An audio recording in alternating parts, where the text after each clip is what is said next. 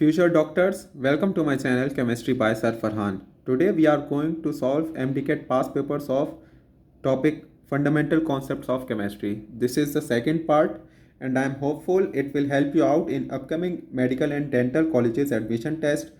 You can learn a lot from this video, so watch this video till the end. Question है how many moles of sodium are present in 0.1 gram of sodium. यानी एक 0.1 gram of sodium में कितने moles produce हों कितने moles जो हैं वो प्रेजेंट होंगे. ऑप्शंस ए है 4.3 इंटू 10⁻³ -3 4.03 इंटू 10⁻⁻1. सी है 4.01 इंटू 10⁻⁻2 एंड डी है 4.3 इंटू 10⁻⁻2. तो ये कैलकुलेट करना पड़ेगा हमें, तो देखते हैं कैलकुलेशन करके देखते हैं. कैलकुलेशन करके देखते हैं. 23 ग्राम्स ऑफ सोडियम प्रेजेंट होते हैं 1 मोल में.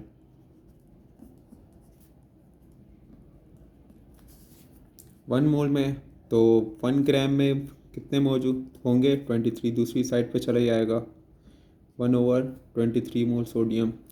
और हमें जो गिवन है वो है 0.1 ग्राम. तो 0.1 ग्राम के लिए हो जाएगा 0.1 ग्राम बोथ साइड मल्टीप्लाई होगा तो ये जाएगा 1/23 मोल्स. तो अब फाइनली कैलकुलेटर से देखते हैं. कैलकुलेटर में करके देखा है तो इसका आंसर आ रहा है 4.34 इंटू 10⁻⁻3. तो मीन्स इसका आंसर जो है वो हमारे पास ए है 4.3 इंटू 10⁻⁻3.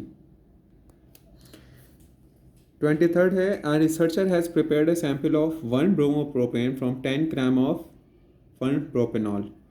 यानी कि 10 ग्राम ऑफ 1 प्रोपेनॉल से उसने बनाया है 1 bromopropane. After purification he had made 12 gram of product. जब उसने उस प्रोडक्ट को फाइनल प्रोडक्ट को प्योरीफाई कर लिया तो वो लास्ट में हमारे पास 12 ग्राम बचा. विच of the following is percentage yield. इसमें से बनाने के परसेंटेज यील्ड उसको कितनी हासिल हुई. A 60%, B 58%, C 90% and D 50%. Let's चलें इसे कैलकुलेट करके देखते हैं. हमारे पास C3H7OH से उसने प्रोड्यूस किया है C3H7 ब्रोमीन. यानी उसने 1 प्रोपेनॉल से उसने बनाया है 1 ब्रोमोप्रोपेन. प्रोपेनॉल से उसने बनाया है ये. इसका अगर हम एटॉमिक मास कैलकुलेट करें तो ये आएगा 36 + 7 + 16 + 1. यानी कि अगर इसको टोटल किया जाए तो ये बनता है 60. और अगर इसका कैलकुलेट किया जाए तो ये जाएगा 36 + 7 + 80 जो कि इन टोटल हमारे पास बन जाता है 123. यानी 60 ग्राम्स प्रोड्यूस करते हैं 123 ग्राम्स ऑफ. तो 1 ग्राम कितने प्रोड्यूस करेंगे. 1 ग्राम करेंगे 123 डिवाइडेड बाय 60. उन्होंने जो स्टार्ट में कितने ग्राम लिया. उन्होंने लिया है 10 ग्राम ऑफ प्रोपेनॉल. तो ये हो जाएगा हमारे पास 10 grams propanol into 10 into 123 divided by 60 ग्राम. तो अब जब हमने इसको कैंसिल आउट करना है तो हमें पता चल जाएगा 123 डिवाइडेड बाय 6 करें तो ये हमारे पास बनता है 20.5 gram of C3H7Br means 1 bromopropane. यानी ये हमारे पास जो है वो थ्योरेटिकल यील्ड आ गई है. लेकिन थ्योरेटिकल यील्ड हमारे पास जो आफ्टर प्योरीफिकेशन है वो प्रोड्यूस हुई है 12 ग्राम्स. तो परसेंटेज यील्ड का फॉर्मूला लगाएंगे. परसेंटेज यील्ड बराबर होता है हमारे पास एक्चुअल यील्ड के divide by theoretical into 100. Actual yield हुई है हमारे पास 12 ग्राम्स. थ्योरेटिकल यील्ड है 20.5 ग्राम्स इंटू 100। जब हमने इसको डिवाइड करेंगे तो हमारे पास आंसर आएगा 58.5%। 58.5%, बट जो हमारे पास इधर क्लोजेस्ट है वो है 58%, तो इसका आंसर होगा बी 58%। 24 है, which one of the following has same number of molecules as present in 11 gram of carbon dioxide. Carbon dioxide हमें पता है 12 प्लस 32 मीन्स 44 ग्राम्स मौजूद होते हैं। तो अगर हम इसको 44 का देखें, 11 ग्राम्स मौजूद है मीन्स इसका 0.25% प्रेजेंट है, 0.25 मोल्स हैं इसके। तो इसके कंपैरिजन में अगर देखें O2 का 25%, O2 या 32, उसका 25% 4 ग्राम्स नहीं होगा। H2 हमारे पास मौजूद होता है, इसका 18 ग्राम्स बनता है मॉलिक्यूलर मास। इसका अगर हम 25% लगाएं तो ये 4.5 होगा, तो मीन्स इसका आंसर 4.5 हमारे पास बी है। नेक्स्ट है calculate the gram of H2A found when 8 grams of methane Burns in excess of oxygen. यानी हमें जब मीथेन जो है वो बर्न होगी एक्सेस ऑफ ऑक्सीजन के साथ, यानी वाफिर मिकदार में ऑक्सीजन मौजूद है, तो हमारे पास कितने ग्राम ऑफ हाइड्रोजन प्रोड्यूस होंगे। सबसे पहले तो हम ये करते हैं कि इसकी इक्वेशन बना लेते हैं। इक्वेशन कुछ इस तरह से होगी कि ये हमारे पास मीथेन है, इसकी बर्निंग हो रही है ऑक्सीजन के साथ, और हमारे पास प्रोड्यूस होगा कार्बन डाइऑक्साइड एंड वाटर। ठीक है, इसको अगर हम बैलेंस करें तो बैलेंस कुछ इस तरह से होगी कि 2 इधर ऑक्सीजन हो जाएंगे और इसी तरह हमारे पास 2 मोल्स जो हैं वो वाटर के हो जाएंगे। अब अगर हम इसमें देखें क्वेश्चन में, इसका मॉलिक्यूलर मास बनता है मीथेन का 16 ग्राम्स, लेकिन हमें 8 ग्राम मौजूद है, मीन्स कि हमें हाफ मोल गिवन है। तो इधर हाफ मोल है गिवन, तो 1 मोल से 2 मोल प्रोड्यूस हो रहे हैं वाटर के। तो अगर हमें हाफ मोल गिवन है, 8 ग्राम्स गिवन है, सही है, या इसको चलिए 8 ग्राम्स कर लें। 16 ग्राम्स प्रोड्यूस करते हैं हमारे पास 2H2O, यानी H2O का हमारे पास होता है 18 मल्टीप्लाई बाई 2 करें तो हो जाएगा 36 ग्राम्स प्रोड्यूस करता है। तो 1 ग्राम प्रोड्यूस करेगा 36 डिवाइड बाई 16, और हमारे पास इधर गिवन है हमारे पास 8 ग्राम्स, तो 8 ग्राम को बोथ साइड मल्टीप्लाई करें तो ये आ जाएगा हमारे पास 2 1 ज़ा 2 18 था, मीन्स कि हमारे पास 18 ग्राम्स ऑफ वाटर हमारे पास जो है वो प्रोड्यूस होगा। तो इसका आंसर है सी 18 ग्राम्स ऑफ वाटर। नेक्स्ट है हमारे पास 3 moles of calcium will contain dash grams of calcium. यानी अगर 3 मोल्स हैं, 1 मोल जो है वो ऑलमोस्ट बराबर होता है 40 ग्राम्स के, तो अगर 3 मोल्स होंगे तो वो हमारे पास बराबर होगा 120 ग्राम्स ऑफ कैल्शियम। नेक्स्ट है हमारे पास 27, the number of moles of water in 1 kg ice are. तो 1 kg इक्वल होता है, 1 kg में होते हैं 1000 ग्राम्स, तो मीन्स 1 मोल ऑफ H2O बराबर होता है 1 मोल H2O इक्वल्स टू 18 ग्राम्स। तो अगर देखना चाहें इधर 1000 मौजूद हैं तो 1000 divided by 18, number of moles find out करने हैं, तो ये बराबर आएगा 1000 को 18 से डिवाइड करें तो कुछ आंसर आएगा 55.5, जो कि हमारे पास इधर ऑप्शन बी में मौजूद है। तो यही क्लोजेस्ट है 55.5, तो इसका फाइनल आंसर है 55.5 मोल्स। नेक्स्ट है हमारे पास how many moles of calcium carbonate are present in 1.75 kilogram of calcium carbonate. इसमें कैल्शियम का एटॉमिक मास गिवन है, सही है, तो लिहाजा इसको कैलकुलेट करते हैं। कार्बन का है और ऑक्सीजन का है कि इसमें एक्चुअली कितने ग्राम्स मौजूद होंगे। तो सबसे पहले हमें चाहिए होगा कैल्शियम कार्बोनेट का मॉलिक्यूलर मास, जो कि बराबर होगा CaCO3, इसका फॉर्मूला होता है, तो ये होगा 40 प्लस 12 प्लस O3 है, मीन्स 3 मल्टीप्लाई बाय 16। तो ये हमारे पास बराबर आएगा 48 प्लस 12 प्लस 40, 60 और 100 के बराबर होता है इसका। अगर मॉलिक्यूलर मास देखें तो ये 100 के बराबर होगा। तो 1.75 kg की वेन है। इस kg को अगर हम ग्राम में कन्वर्ट करें तो हो जाएगा 1750 ग्राम्स के। और इसका अगर हम देखें मॉलिक्यूलर मास से अगर इसको डिवाइड करें जो कि 100 है, तो ये कुछ हमारे पास बचेगा 175.5, तो ये हमारे पास बचेगा 17.5 मोल्स। तो इसका आंसर है बी, 17.5 मोल्स। नेक्स्ट है हमारे पास during stoichiometry calculations which of the following laws must be followed. A है law of conservation of mass, B है एवोगैड्रोस लॉ, थर्ड है law of conservation of energy and third है Dalton's law. तो means जब भी हमें स्टोइचियोमेट्रिक calculations करनी होती हैं तो उस वक्त जो हम लॉ फॉलो करते हैं वो है law of conservation of mass. 30 है हमारे पास mole fraction of any component is the ratio of moles of all components in a dash. Means के वो किसके मतलब कि किसके रेशो के बराबर होता है सब कंपोनेंट्स के। ए जो है वो हमारे पास कंपाउंड्स है, B molecules, C solution and D हमारे पास है सॉलिड।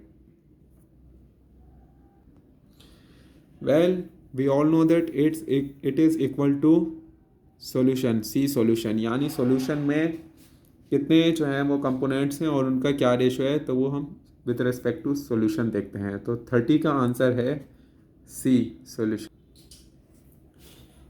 31st है molarity is defined as the number of moles of solute of any substance dissolve in, यानी डिजॉल्व किस चीज़ में होते हैं। A per decimetre cube water, per metre cube of water, in 1 gram of water and in 100 ml of water.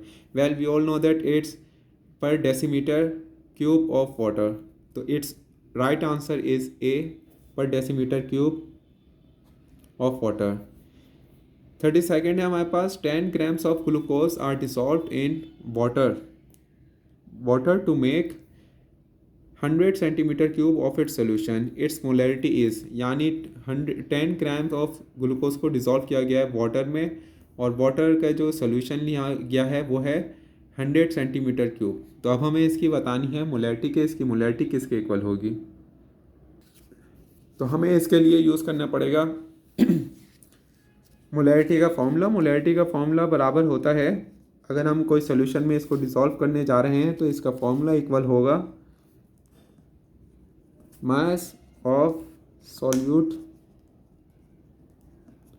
Divided by molecular mass of solute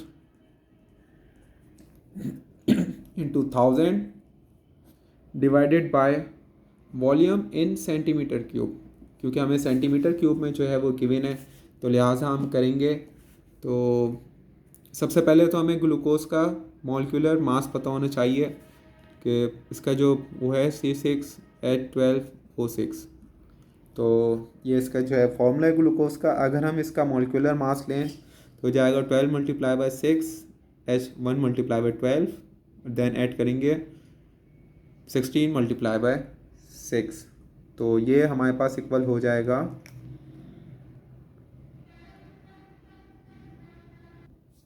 180 के 180 grams. तो mess जो हमें गिवन है वो है 10 ग्राम्स डिवाइडेड बाय 180 जो कि इसके मॉलिक्यूलर मास के इक्वल है, multiply by 1000 and divided by volume जो कि हमें गिवन है 100 सेंटीमीटर क्यूब में इसको सॉल्व किया गया है। तो अब हम इसको फर्दर सॉल्व कर लेंगे तो हमारे पास बचेगा 10 डिवाइडेड बाय 18, जिसको हम अगर फर्दर डिवाइड करें तो हमारे पास आंसर आ जाता है 0.55। तो मीन्स इसका हमारे पास A is the right answer because A is 0.55। 33rd है given solution contain 16 gram of CH3OH means methanol 92 grams of C2H5OH यानी ethanol and 36 gram of water which statement about mole fraction of the components is true. यानी इन तीनों ये जो हमें given value दी हुई है इनमें से चारों में से कौन सा जो है स्टेटमेंट सही है। ए है mole fractions of methanol is highest among all components. B है mole fraction of ethanol and water is the same. Third है mole fraction of methanol and ethanol is the same. And D है mole fraction of water is the lowest among all. तो means हमें इन सब के मोल पता होने चाहिए। मोल fractions में बात की जा रही है तो मोल हमें पता होना चाहिए। तो CH3OH का अगर हम मॉलिक्यूलर मास देखें तो वो बराबर होगा, इसके अगर हम मोल देख रहे हैं तो ये इसका मॉलिक्यूलर मास बराबर होता है 32 के। 16 मोल्स गिवन है तो मीन्स ये 0.5 मोल है हमारे पास गिवन। और इसका जो है मॉलिक्यूलर मास अगर हम देखें तो ये बराबर होगा C224 + 5 + 16 + 1, तो ये बराबर होगा हमारे पास 46 के। तो मीन्स अगर 92 को 46 से डिवाइड करें तो ये हमारे पास 2 मोल्स गिवन है। और यह है 36 ग्राम ऑफ वाटर का मॉलिक्यूलर मास बराबर होता है हमारे पास 18 के। तो मीन्स 36 ग्राम्स गिवन है, मीन्स ये भी हमारे पास 2 मोल्स गिवन है। तो 0.5 मोल जो है वो हमारे पास मीथनॉल है, 2 मोल्स हमारे पास इथेनॉल है गिवन, और 2 मोल्स हमारे पास वाटर गिवन है। अगर कंपैरिजन में देखा जाए तो देखते हैं कि कौन सा स्टेटमेंट सही है। Mole fraction of methanol is highest, methanol का हाईएस्ट है, no, not correct. Mole fraction of ethanol and water is the same, दोनों के मोल्स अगर देखें तो कंपैरिजन में ये ऑलमोस्ट सेम है, तो this is the B is the right answer. But बाकी दो भी ऑप्शन देखते हैं। मोल फ्रैक्शन ऑफ मिथनॉल और इथेनॉल इज़ द सेम, तो दोनों सेम नहीं है, फ़र्क है। Mole fraction of water is the lowest among all, water lowest among all है, ऐसा भी नहीं है। तो मीन्स इसका आंसर राइट आंसर इसका बी है। नेक्स्ट है what mass of sodium hydroxide is present in 0.5 mole of sodium hydroxide, यानी 0.5 मोल में कितने प्रेजेंट होंगे। सोडियम हाइड्रोक्साइड होता है सोडियम NOH मीन्स 23 + 16 + H, जो कि 40 ग्राम्स के इक्वल होगा। तो 1 मोल में हमारे पास बराबर होते हैं 40 ग्राम्स के। तो 0.5 में कितने होंगे, 0.5 में इसका आधा होगा यानी कि 20 ग्राम्स। तो इसका राइट आंसर है डी, यानी 20 ग्राम्स।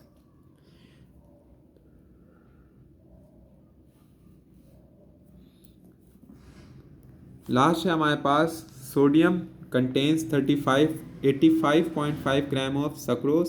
इसका फॉर्मूला गिवन है C12H22O11 in 250 centimetre cube. What is its molarity.